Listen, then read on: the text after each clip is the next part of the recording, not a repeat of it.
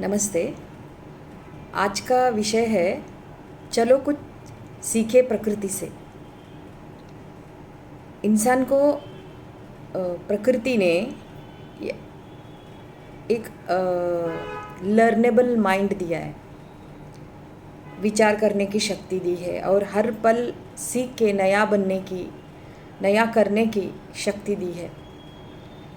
तो इसके लिए थोड़ा सा बच्चा बड़ा होता है तो उसे स्कूल में डाला जाता है, अलग अलग शिक्षा दी जाती है क्योंकि उसकी बुद्धि का विकास हो। तो विकास ही, एवोल्यूशन ही पूरी सृष्टि का, नेचर का या एक उद्देश्य है। ब्रह्मांड का उद्देश्य भी है इंसान में, इंसान के विचारों में विकास लाने की। तो हम लोग इंसान से या टीचर से, गुरुओं से सीख सकते हैं। हर एक व्यक्ति से हम लोग कुछ ना कुछ सीख सकते हैं, लेकिन हम प्रकृति से भी बहुत कुछ सीख सकते हैं। ऐसे एक विचार, ऐसे दत्तात्रेय गुरुजी ने 24 प्रकृति के प्राणी, पक्षी, इनसे बहुत कुछ सीखा था और उनको गुरु माना था। तो हर एक में गुरु छुपा होता है। तो हम लोग प्रकृति में, हम लोग रोज़ कुछ देखते हैं, सुनते हैं, या हमारे नज़दीक जो भी है उससे हम लोग बहुत कुछ सीख सकते हैं। तो थोड़ा कुछ हमारे आसपास ही है और हमें पता नहीं है कि हम उनसे क्या सीख सकते हैं। उसके बारे में हम लोग आज कुछ जान लेते हैं। हमारा अंदर भी और बाहर भी 5 तत्व है। तो उनसे जो बाहर है, हम लोग अंदर उनके गुणों को उतार सकते हैं। एक्चुअली हमारे अंदर है उनका, हम लोग विकसित कर सकते हैं उनको। पहला है आकाश।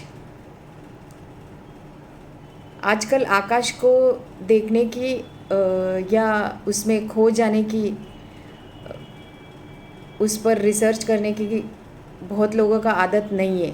लेकिन आप लोग आकाश को देखते रहेंगे, उसका विशालता का अंदाज़ आ जाएगा। इतना अंतहीन है वो, सब कुछ अपने में समाया हुआ है और निरभ्र। कभी कभार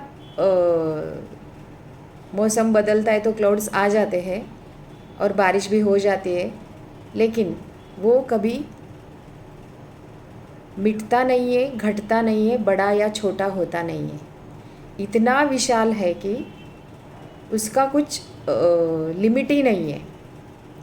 तो हमारे मन को भी हम लोग ऐसा कर सकते हैं, इंक्लूसिविटी को उससे सीख सकते हैं। सब कुछ समाना अपने में, सबसे एक ही तरह का प्रेम करना और कुछ न मांगते हुए इतना विशाल और इतना बड़ा बनना कि अपने में आप एक अस्तित्व का एक बहुत बड़ा हिस्सा बनना, हम लोग आकाश से सीख सकते हैं। और पृथ्वी तो हम लोग ऐसा, हमारे धर्म में ऐसा कहा गया है कि पहले कदम रखते ही पृथ्वी को नमस्कार करके उससे माफ़ी मांगनी चाहिए, क्योंकि हम लोग हर क्षण उसको पैरों तले रोनते रहते हैं, यानी चलते रहते हैं। तो हर क्षण पृथ्वी माफ़ करती है। जैसे कि एक माँ अपने बच्चों को माफ़ करती है, वैसे एक सीखा जा सकता है माफ़ करना। और दूसरा, अपने कर्तव्य में या ड्यूटी में या इंटेग्रिटी में न चूकना। वो हमेशा, जो भी पृथ्वी का सृष्टि का नियम हो, लेकिन फिर भी ये एक गेसिंग है, एक इमेजिनेशन है। हम लोग क्या सीख सकते हैं उससे। वो सूरज के इर्द गिर्द चक्कर काटती रहती है विदाउट एनी फेल। दूसरा गुण हो गया, कर्तव्य में चूकती नहीं है। और तीसरा, जो भी डालो उसमें मल्टीपल्स में दे देती है। एक बीज बोया तो 1000 गुना सीड्स या फ्रूट्स या फल दे देती है। तो ये तीनों गुणों से हम लोगों के कुछ अच्छे कुछ मिला किसी से या जीवन से, दुनिया से, लोगों से, तो हम लोग उसको मल्टीप्लाई करके दे सकते हैं, उसके जैसे क्षमाशील हो सकते हैं, उसके जैसे इंटेग्रिटी को सीख सकते हैं।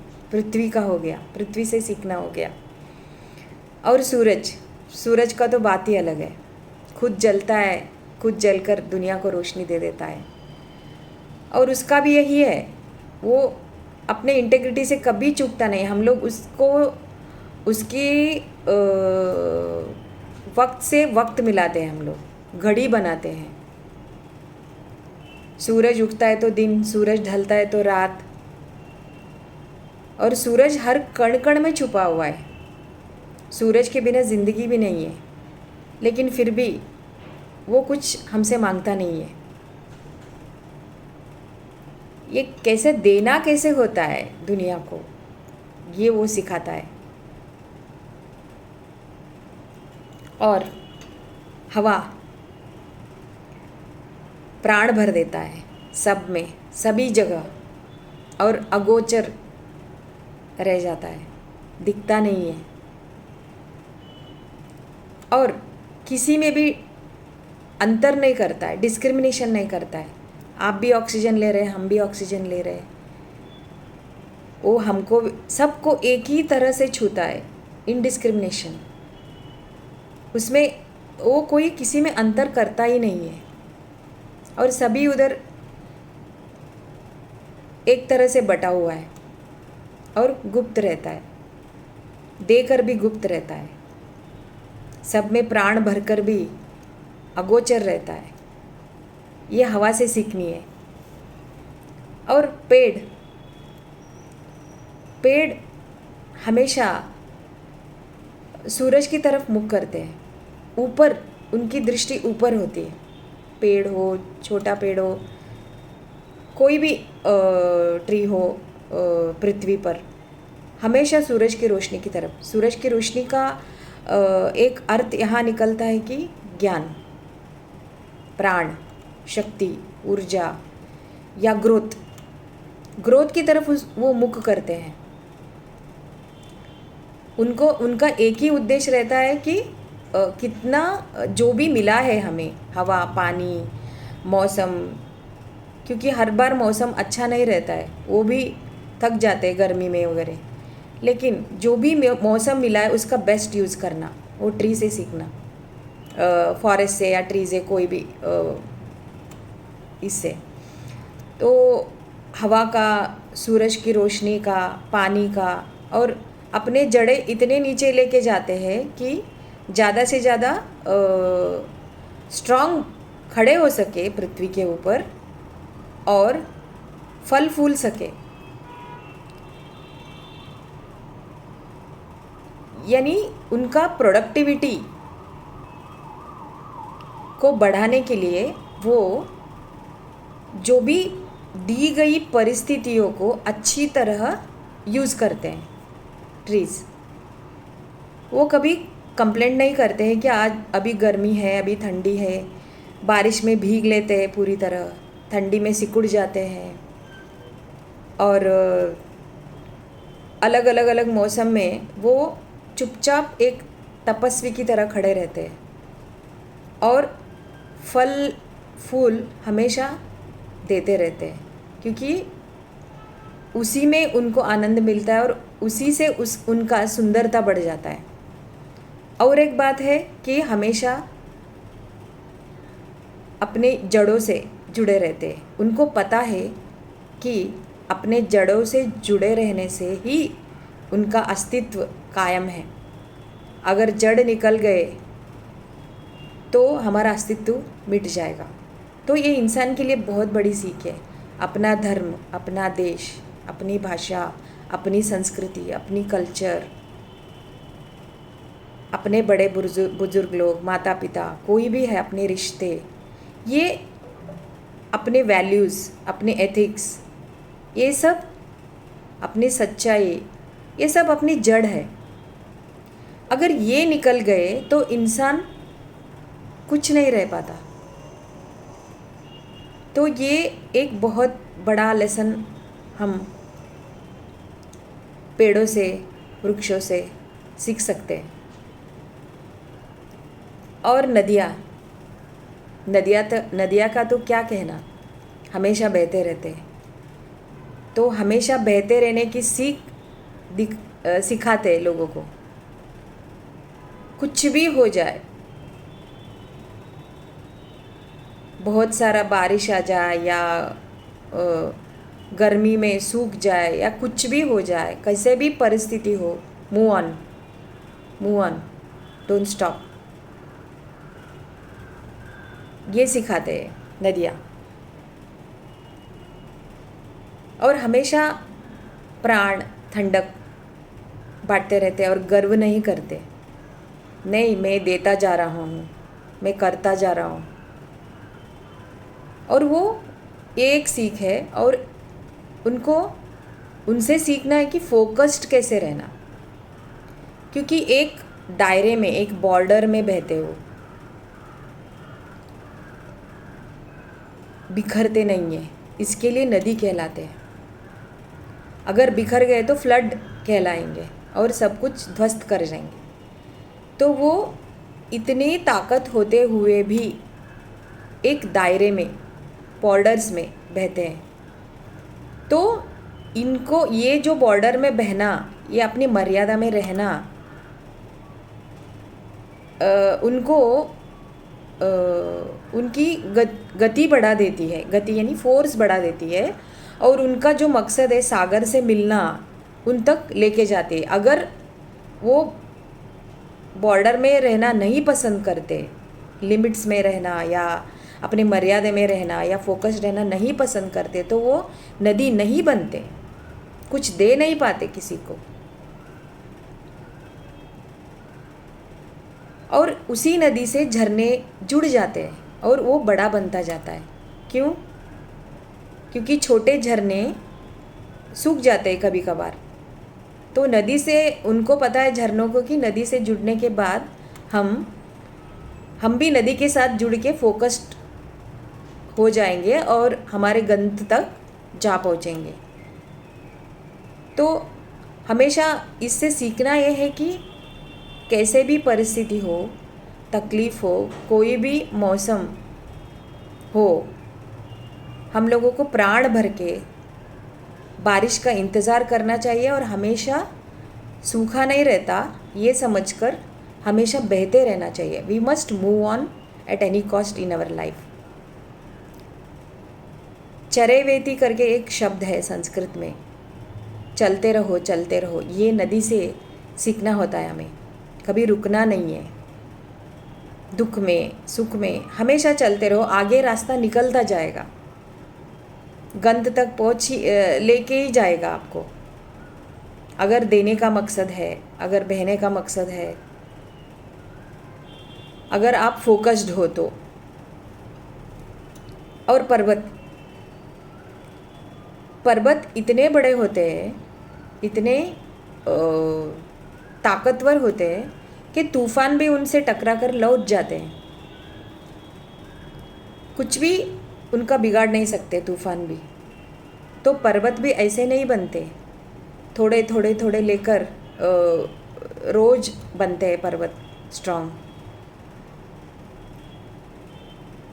एक एक इंसान भी एक एक सोच से, एक एक इमोशन को जीत कर, एक एक कमज़ोरियों को हरा कर पर्वत जैसा व्यक्तित्व बना सकता है।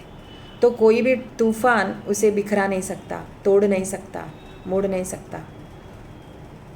तो हम लोग पर्वत से भी ये सीख सकते हैं कि कैसे स्ट्रांग बने रहना है और विशाल और उन्नत व्यक्तित्व कैसे बनाना है। पर्वत ये एक सीख दे देता है। और हम लोग नेक्स्ट आता है ये सागर। सागर की विशालता एक मिसाल है, उसकी गंभीरता भी एक मिसाल है।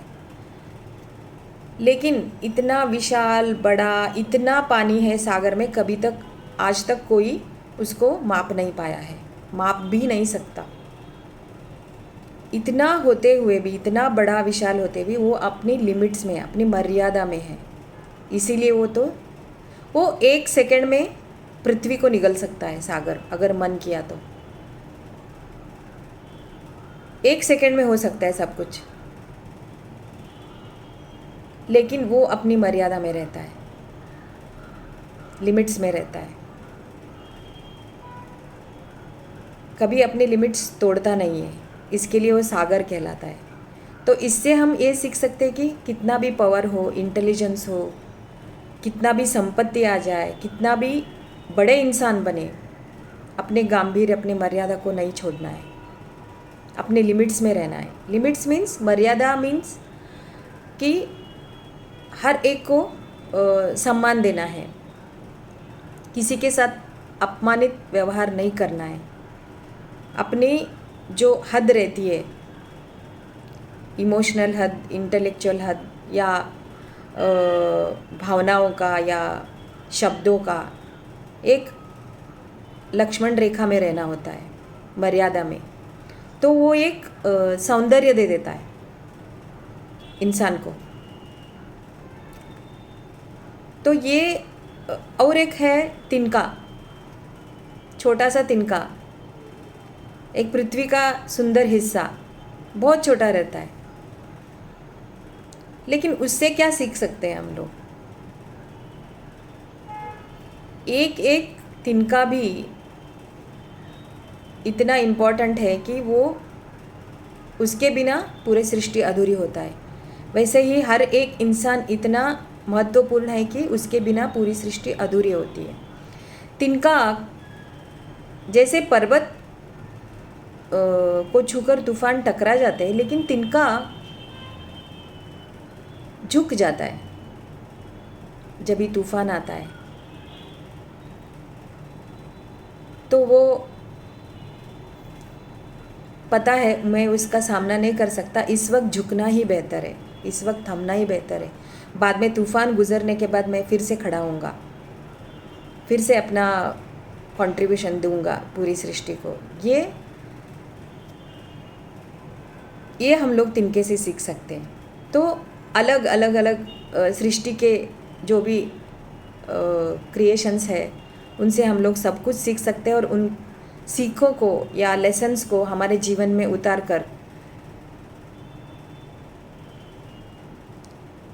हम लोग एक विशिष्ट व्यक्तित्व बना सकते हैं। जैसे चांद की तरह, चांद दाग बहुत है, लेकिन वो दाग के बावजूद भी चमकता है,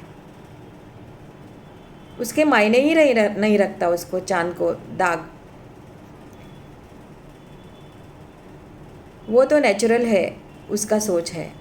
लेकिन फिर भी मुझे जो काम दिया है चांदनी को बिखेरने का, पूरी सृष्टि को सुंदर करने का, वो काम वो बहुत सुंदर से निभाता है। ऐसे हम लोग ये सोच, ये पर्सपेक्टिव बदल के हम लोग बहुत कुछ सीख सकते हैं। तो आपको कैसा लगा ये सृष्टि से सीखना? धन्यवाद।